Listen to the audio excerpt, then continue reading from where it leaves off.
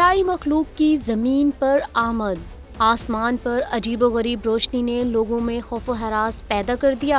आसमान पर अजीबोगरीब रोशनियों के नजर आने के वाकयात में इजाफे के साथ लोगों की खदशात में भी इजाफा हो रहा है। कैनेडियन जोड़े की जानिब से एक वायरल वीडियो जिसमें एलियंस के पुरस्रार जहाज देखने का दावा किया गया था, अब तुर्किया में भी अजीबोगरीब रोशनियों को देखा गया है, जिसकी वीडियो सोशल मीडिया पर वायरल हो रही है। इन रोशनियों को देखकर कुछ लोगों का ख्याल था कि खलाई मिशन का मलबा हो सकता है। कुछ ने इसे मिसाइल समझा तो कुछ ने इसे टूटा हुआ सितारा करार दिया।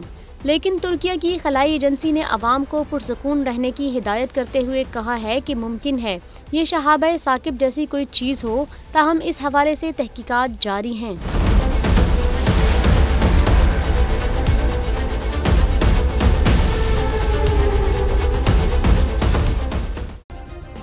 सब्सक्राइब करें और बेल दबाएं ताकि कोई खबर रह न जाए।